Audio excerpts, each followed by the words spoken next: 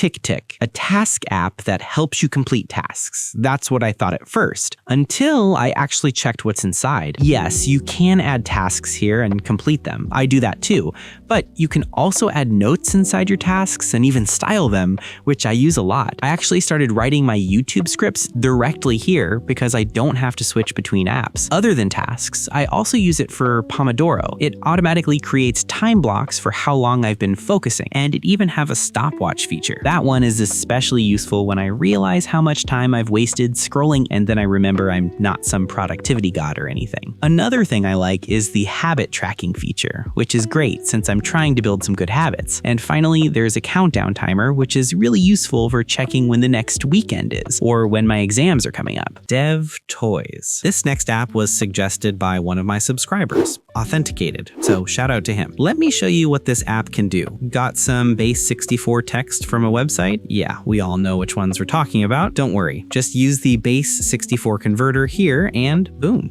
it's decoded instantly. You also create QR codes, right? Instead of uploading your personal information to some random cloud service, just use the QR code encoder here. Paste whatever you want and it generates a QR code locally. No data leaves your PC. Need lorem ipsum for some reason? It's here too. Adjust it however you want and you're good. Here's something actually useful, the image converter. Don't upload your images to random websites. Just convert any image to whatever format you need locally. And if you write GitHub readmes or need a Markdown previewer, that's included as well. You type here and you get a live preview instantly. And that's not even everything. There are a ton of useful tools packed into this one app, all working completely offline. Okay, now we're getting into some nerdy stuff. N8N. A lot of people use N8N to automate literally their entire life, but I didn't want to go that far and build something crazy. I just made automations that are actually useful for me. For example, I have an automation that checks my YouTube channel for new uploads. When it runs, it sends the video title along with a short summary directly to my Discord server, so my viewers instantly know what the video is about, even though the summary is still kind of the title right now. Gotta fix that after this video. So if you want to create this workflow yourself, let me quickly show you how. But before that, if this is your first time using N8N, you'll need a server or a VPS to run it. And honestly, the simplest way to do that is by using a VPS. And if you want the easiest setup possible, let me introduce you to Hostinger. Hostinger's VPS hosting gives you dedicated resources, full root access, and fast NVMe SSD storage, which is actually really nice. And just for you sleepyheads, Hostinger gave me a special discount code. And guess what the code is called? Yep, SleepyCat Hey. If you sign up using my link in the description and apply that code, you'll get an extra 10% off on top of their already cheap pricing. And installing N8N is actually easy. You just select N8N, enter your root password, and that's it. Now, talking about pricing, N8N's official plan started around $20 a month. But if you run N8N on Hostinger and go with the 24-month plan, you get way better value. The most popular plan comes in at just $6.99 a month, and even the higher plan is only $19.99. So yeah, definitely check that out. All right, let's get back to the video. First, we need to create a trigger. For now, we're going to pick manual trigger. Next, we need to add an RSS feed node, so let's add that as well.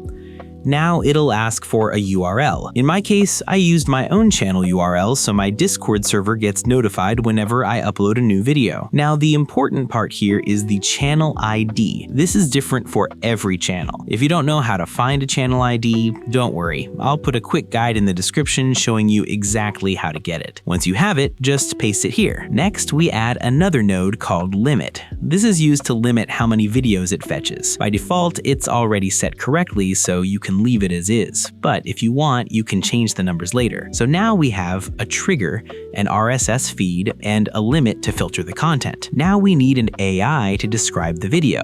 So let's search for basic LLM chain and add that. Now here's some nerdy stuff. First, we need to select the prompt type. For this workflow, we'll use describe below. Next is the prompt itself. I'll put the exact prompt I'm using in the description so you can just copy it. Now we need to choose an AI model. You can use any model you want here, but I'm going with Gemini 2.5 Flash, which is more than enough for this task. Now to finish everything, we need the Discord node. From here, choose Send Message. For the connection type, I'm using webhook. If you don't have a credential yet, just create one by pasting your webhook URL here. You can also do this with a Discord bot, but I personally prefer this method. Set the operation to send message, and for the message content, you can put whatever you want. If you don't see anything in the input fields, don't worry. Just click this button and it should load everything. Now our automation is done. If we run it manually from here, you can see that it succeeds. And if we check Discord, yep, exactly what we wanted. The announcement shows up with the title, link, and everything else. See how easy that was? I'm still learning how to fully use the power of N8N, so let's see what I cook in the future. And if building automation workflows sounds scary, N8N has hundreds of pre-made workflows created by the community, and you can use them for free and build on top of them. And yeah, that's about it. Let me know if you want another video like this, and I'll see you in the next one. Peace.